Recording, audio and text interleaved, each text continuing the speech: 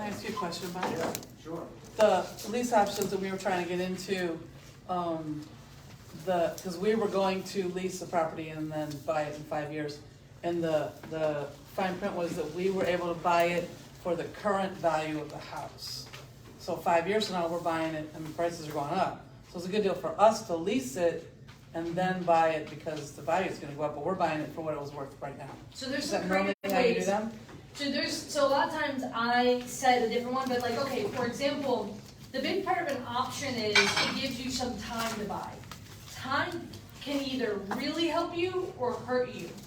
So for example, it's kind of like a balloon payment on a mortgage where it's like they give you a period of time before you have to pay it off, right? But the idea here with that option is sometimes you say, okay, hey, we're locking in this price, and you can name that price today, and they have 2 years to pay that price. Well, if prices go up in 2 years, they benefit. Right. But if prices go down in 2 years, you see what I'm saying? But then there's creative ways that you can do it, which says, you know, that amount could be the value, you know, but you need to have language that states who's going to come with that value. Are you going to hire an appraisal? Like for an appraisal, like how are you going to figure out what that amount is?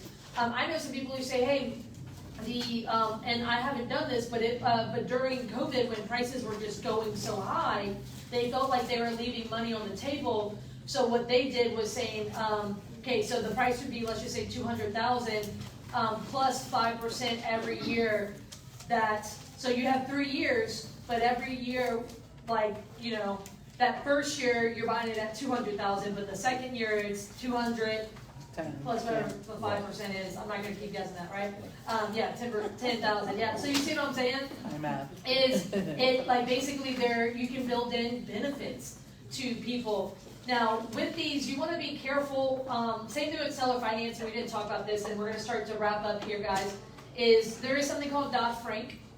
Dodd-Frank is an act that was put in place that does limit you what you can do when it comes to owner-occupants and basically creating financing for owners. So there is some limitations there. If you're going to do seller financing and some of these deals, you want to educate yourself on the limitations. Sometimes it might be you can only do 3 of these a year with owner-occupants, but it's a type of deal that you do. You want to chat about a bond for deed real quick? Sure. So a bond for deed is basically a contract to sell a house over a long period of time. It's structured similar to a lease option, except it's all one document. Bond for deed is specific to Louisiana and it's named, but it's the same thing as a land contract in every other state. Or a contract for deed. Or a contract for deed. And so basically what it is you contract the sell price and they're making payments and you have interest built in there, so it's almost like a mortgage. But the title doesn't transfer until they make the very last contracted payment. And a lot of bond for deeds, it's basically, you know, there's a balloon payment in like 3 to 5 years. And so in Louisiana, and pretty much anywhere, you can use these type of arrangements to wrap around an underlying mortgage so that you can be paying off that mortgage with that, and then when they pay the balloon payment, you pay the mortgage off at that time and title transfers. So it's performance based. The title stays with the owner. It doesn't go to the new buyer until a certain performance is met. Maybe it's all the payments, or if they paid off in that 5-year period where they have to get you refinanced out. So that is performance. If you want more trainings on bond for deeds, if you go to CourtneyTimK.com, top right link is the YouTube channel. Rick Regan, he's an attorney. Their family was a part of writing the Louisiana law on bond for deeds. Did a training on a more like just on bond for deeds. So if you want to learn that, you can go watch the video. It's about an hour long. But ultimately here, one of the things is when you sell stuff creatively, it's ways for you to either exit a property that might have been difficult otherwise. You talk about this lease option that like the numbers didn't make sense otherwise. They found a Hispanic couple that family that wanted to.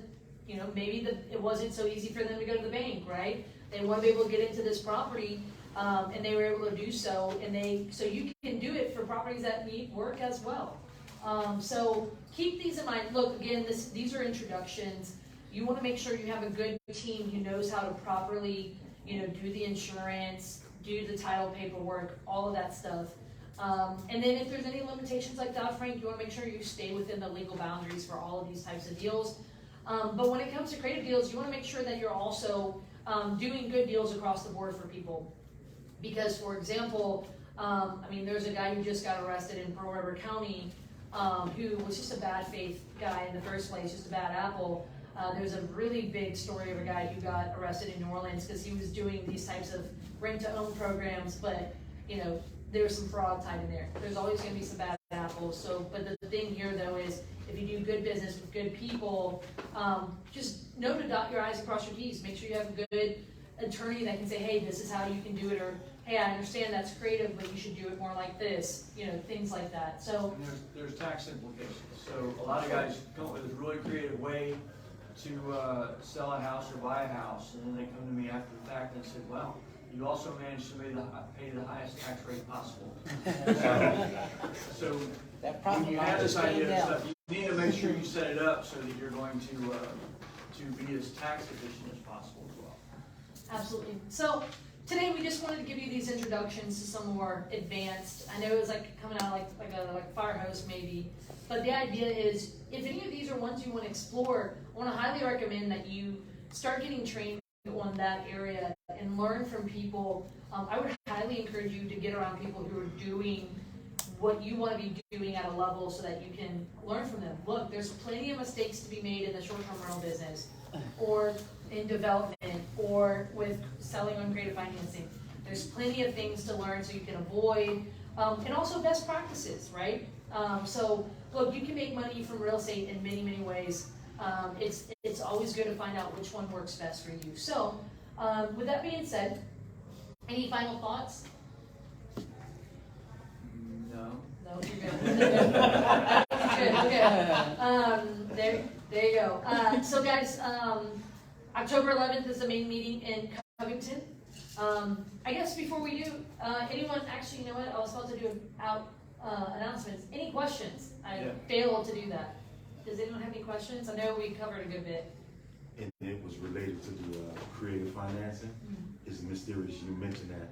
I had a buddy just purchased 22 acres in Princeton, Louisiana, I want to say. Okay. And the owner just was agitated with the property. He submitted a earnest money with stipulations that if you totally agitated, he asked about the trees. It was like 1 million trees on it, 15 acres of it. But I showed him something that he was gonna miss. I got him to get with a lumber company and see if they would tag the trees for pine. Yeah. $30,000. Yeah. Yeah. Went back to the owner. She said, I have no interest in the trees, I just want to sell the property. Thank you. That's how he bought the. Yeah. That's the way to do it. Look, That's it's crazy. learning those various. Yeah. Yeah. It's learning those various ways. So like, for example, it's ultimately, I want to encourage you guys, you know, whatever path you're choosing in real estate, learn and get around investors who are doing that, because then, you know, you can hear things. I always want to encourage you to be learning, because for example, you mentioned that, so short-term rental, there's something that's really big in the short-term rental world, which, you know how we talked about the lease options, where you can lease a property from someone and have the right to buy it in the future? Y'all are very familiar with one of those words, which is a lease, right? Usually it's the option part that's new. So a lot of people in the short-term rental world do something that's called rental arbitrage. They go do what's called a master lease, where they go and rent. So say, for example, Bob has that duplex that's 1,000 yards or whatever from the beach, and say he doesn't want to do the work inside of it. You may say, hey, Bob, can I come and buy this from you? Or he said, no, I don't really want to sell right now. Well, okay, well, can I come and rent it from you, and maybe you renovate the inside? And if I were renovating something, I would want to have the right to buy it, so that lease option, right? But here's the thing, I could, but say you're like, hey, I'm gonna sublet it, I'm gonna put it on Airbnb. Maybe there's a property that's on the water, and this person says, hey, you know, I'm looking to rent it, and you can go rent it for $1,000, but you can get, you know, $100 a night, 15 nights out of the week, or whatever, I don't know, whatever that looks like, right? whatever those are numbers made up out of my head, but it's the idea that it's a very common part to the short-term rental world, which is you go and rent, that gives you the right to sublease, and you don't have to hide it from them. You can fully disclose, right? And some landlords are gonna say, hey, actually I'm interested in that, right? So for example, on the coast, some landlords don't want the extra management or the extra cost of paying the utilities, the, cutting the grass, doing X, Y, Z. So understand that there's a lot of options out there. Any other questions before we start to land the plane here? Yes, ma'am. How do you find cash buyers for wholesale deals? In meetings like this, I would love to give you my card. And I'm a cash buyer. Who here is a cash buyer for deals? I know he is. I know Zazinski is. So this is again one of our ancillary meetings. We might have anywhere from 75 to 100 plus people in our meetings in Covington. A lot of cash buyers there. We also have a Facebook group. So if you go to CordingtonK.com, there's the regional Facebook groups. We have, it's called Southeast Louisiana Real Estate Investors. We have like 3,000 plus people in that group.